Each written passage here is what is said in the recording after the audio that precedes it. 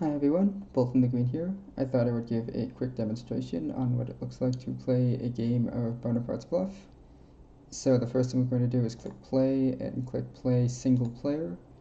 So you can see here it is warning us that our current formation is incomplete, and that can be rectified by clicking the set formation button, which has an option to set our formation. So this is what we would actually take into a game. This is what our opening setup would look like.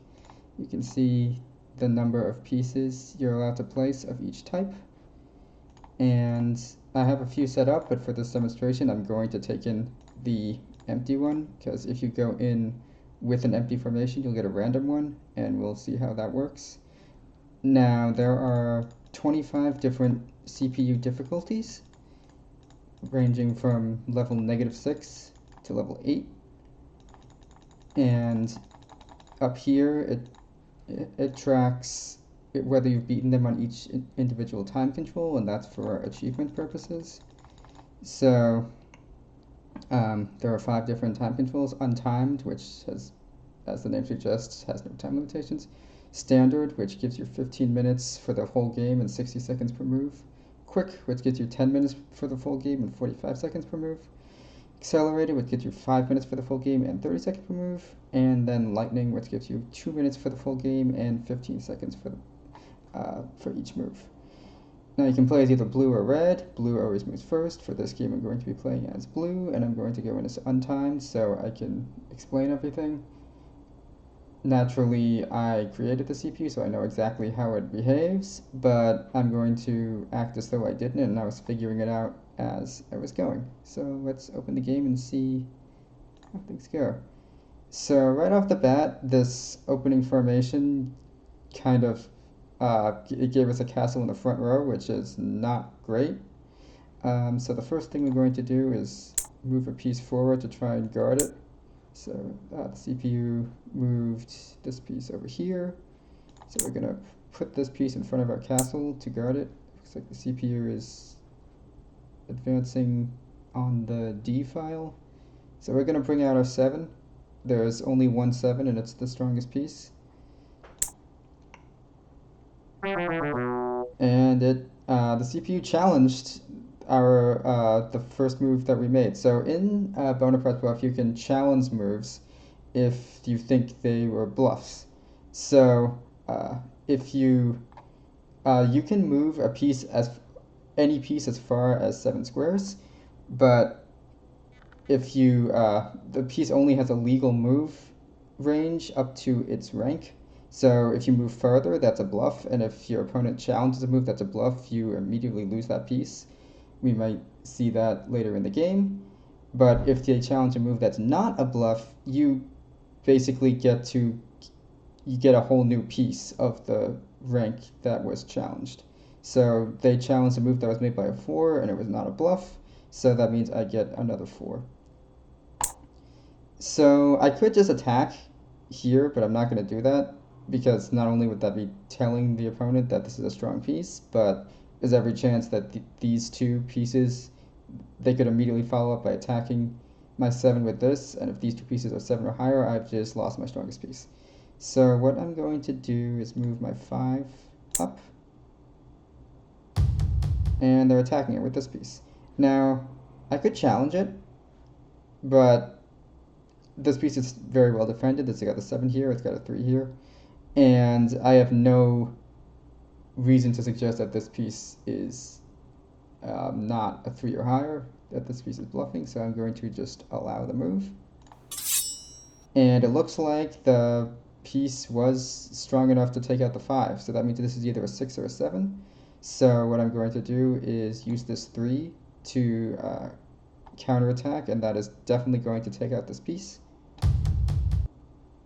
And they challenge the move. So this CPU is very aggressive with challenges, and they're just giving me a bunch of pieces by doing that.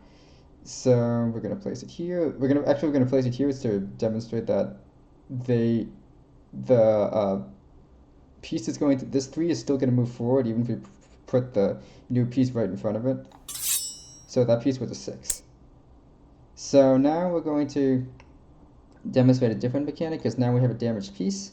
So the ones can heal.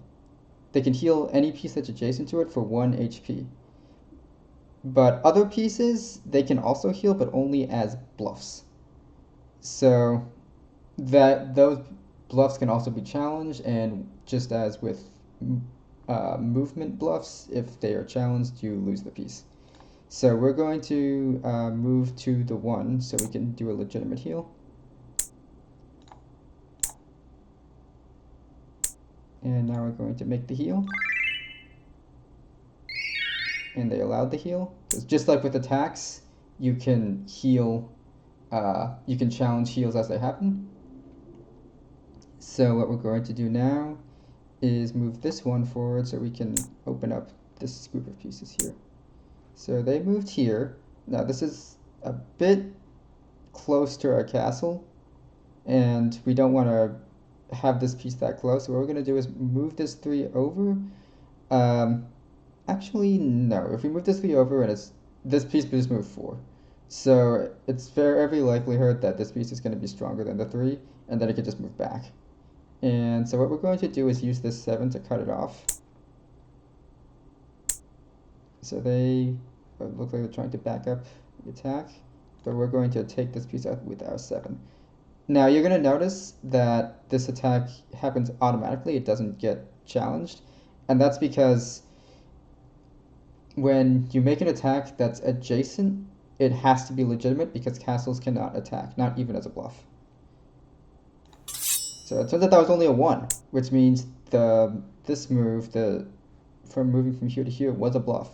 So that means this opponent does not have any issues with bluffing at seeming random, but we'll see if there's any rhyme or reason to their bluffs later.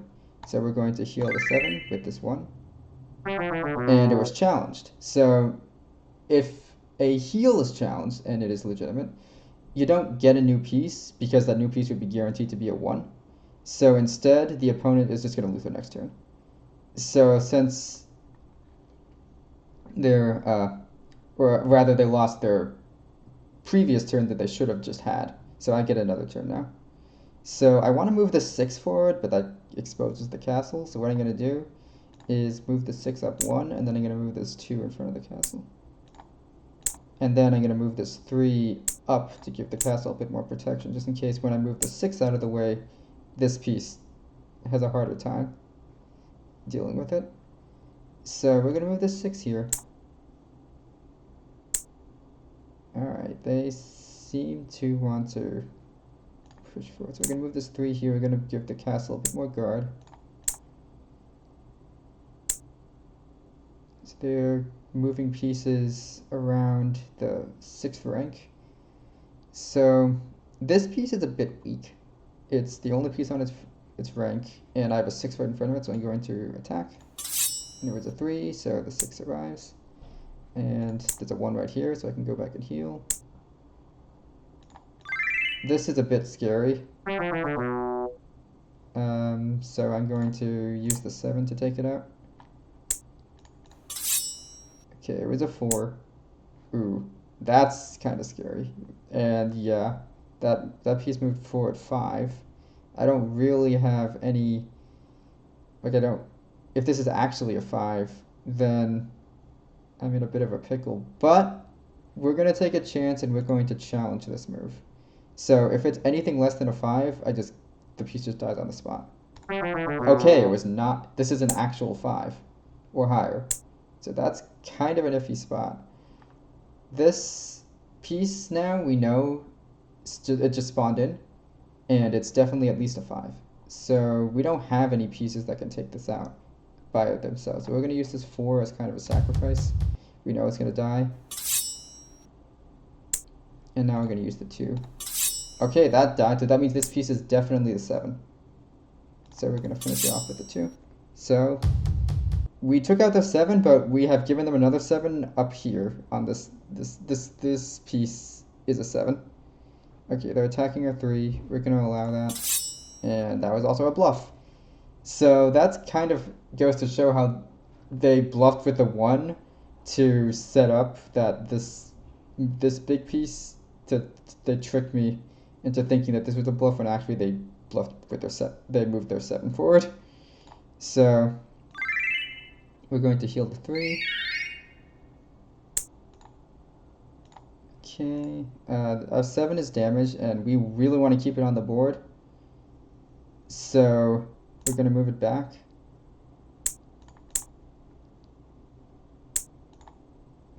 This is a bit iffy. We're going to move this here to give our castle here a bit more defense before we start healing up. Now, this opponent seems to really like challenging our healers. Also, we have all the healers clustered right here, so we should probably move our healers, move some healers to give ourselves more coverage later. But yeah, if they're gonna keep challenging the same healer, which there's really no reason to do, then and just keep giving us free turns, then that's great. Okay, 7's at full health again. Now this is a bit iffy as well, because if they just move here, they're right in front of our castle. So we're going to just attack. And that piece was only a 2, so our 4 wins. And I haven't stated this before, but the green moves on the board are the legitimate moves, and the yellow moves are the bluff moves if we wanted to. And yeah, why don't we just show what a bluff looks like? So we're going to move here. We're going to move the 4 right in front of this healer, so we can get a faster heal. That means that at any point, they could challenge this move and take our 4 off the board. Like, they don't have to only challenge the last move. Any move can be challenged. So I could challenge this move if I wanted to, but I don't want to do that because that's only a 3. So another thing we should probably be doing is tracking, because they had a piece on E9 that we know for a fact is a 7. So that was because that was the piece that spawned when we challenged the 7. So it went to E5, then went to E7, then it went to B7. So this is a 7. And we don't have a lot of defense here. So we're going... Well, actually, I didn't mean to heal there, but... Okay, they challenged one of our moves. They challenged a move that we made with this piece, and that was not a bluff, so we get another 4. So we have a 7 pointing at our castle right now. That's a kind of scary. So we're going to put the 6 right in front of it. The 6 isn't fully healed, but we can move the 1 over to heal it. Now this piece is kind of scary, so we're going to use this 5. And we're going to attack it. And there was a 2. Okay, we're getting another 2. So we're going to put that 2 here. And also this castle is a bit weak, and we don't really have many guards there. So we're going to bluff with this 4 again to sort of put it as a guard. So yeah, this 4, at any point, the opponent can just take it off the board, but they have to figure it out that this piece was bluffing. So we're going to attack this piece with our 7. And they challenge the move, so that means we get another 7. And that was also their castle, which, once you take out both of the enemy castles, you just win the game on the spot. And castles have no legal movement, so the fact that they were moving around so much with their castle was a very bold play, but I had no idea, so I guess it worked for them right up until that moment. That being said, putting the castle right in front of my piece like that they knew was strong because it already took out a bunch of pieces, probably wasn't the best move. So this is their 7, right? This is the piece that we gave them, so we're of course going to allow it. Yeah, and then we're going to take it out with our 2. Oh wait, our 6 wasn't fully healed. I forgot about that. So we're going to have to use our 4 to finish it off. But that means that their extra 7 is now off the board. So that means at most any piece they can have on the board is a 6. So again, we can challenge this. I haven't really been keeping track of this piece. There's only 4 pieces, but I don't want to get tricked. There's only 4 pieces that could legally make this move, and there's a lot that couldn't. But I don't want to get tricked again, so I'm just going to allow the move. And we're going to finish it off with a 5. And we're gonna get another 5 because I challenged that move. Okay, that was a 4, so we could have challenged it, but we didn't. Okay, our 7 is at full health. We're going to take a little time to heal up our 5. We have a commanding position because they've given us so many pieces. Because we have 2 7s. Okay, we're going to move the 1 out of our way so we can bring our... Okay, they gave us another 1. We're going to bring our 7, our second 7 into the game. Because with 2 7s, we should be able to just mow down the opponent at this point. So we're going to use our 7 to... Actually, we should bring our 5 up further. So we can fully back up when we move in. So they went in with this 3-step move, and there's no real reason for us to challenge it because we have 2 5s ready to take out whatever it is. Okay, so it was a 3 and that 4 was a bit damaged, so they took each other out. So we're gonna go in with our 7, backed up by this 5, and we get another 7. So in a game that the opponent seems to love challenging so much, it can be beneficial to attack mostly with the strong pieces because they're just going to give you more and more of these strong pieces. So we're going to continue to push forward. Okay, that was a 5. We lost our 7, but we have another one. And we're going to use our 5. We're going to bring it over here. And may I remind us that this piece can still be taken out whenever it feels like it, if they just challenge these moves back here. So they pushed forward with this piece, and there's only 3 pieces on the board that can make this move legally. I'm just going to challenge it. And yeah, that was only a 3, so we got the piece off the board. So we're going to push. They moved up here right in front of our 7 and 5. So we're going to attack. Okay, that was a 5. They challenged this move from way back here, one of our heals. They challenged a heal from a healer that they just challenged 3. Yeah, I don't know. Level -6. So this 7 is quite damaged now. So we're going to move it back here. Oh, yeah, they challenged the move, so they lost their turn, so we get another move. They only have 1 legal piece that can legally make the move, so we're going to challenge. Okay, that was a 1. Okay, they have no pieces that can legally make that move. This is guaranteed to be a bluff, so we're going to challenge.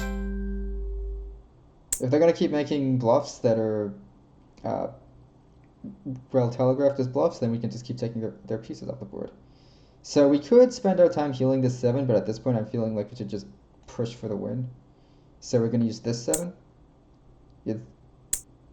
Okay, that, again, there's no piece on their board that can actually make 7 moves because all those 7s are gone. And that was a 3. So that was a 5. So they have 1 6 and 1 4 and then a bunch of low rank pieces. So we do still have to be careful though because this is right next to our castle. This could be the 6. So if they attack this piece here, that could still be a little dangerous with this piece behind it. So we're going to just take it out. And that was only a 1. Okay, yeah, we'll just let that happen. Yeah, at this point there's not a whole lot to say. We're just going to use our overwhelming material advantage to finish this game. Okay, that was their 4. Yeah, they're giving us another 4. Yeah, this piece can move forward now. The 7 is kind of weak. It only has, they're giving us another 3. Yeah, we should just finish this game off. We just need to find their castle. Okay, there's only 1 piece that can make this move legally, and it's their 6. So either we take a piece off the board or we know exactly where their 6 is. And that was their castle. So that's the end of the game, and we win. So one last thing I'm going to show is the save replay feature. So when we click this button, you can see that we saved the replay, and replay ID 33975. So just, and we ticked off the achievement because I beat the CPU on any time control.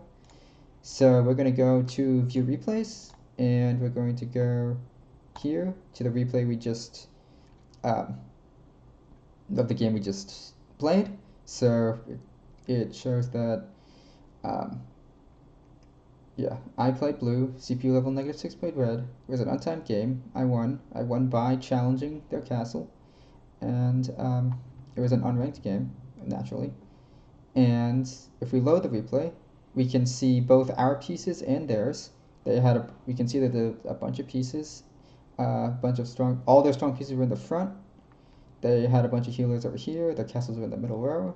So we can view as a neutral party, we can view as ourselves, or we can view as what our opponent would have seen. And if we're going to do that, we might want to flip the board so we're viewing from the opponent's perspective. But we can jump to any move.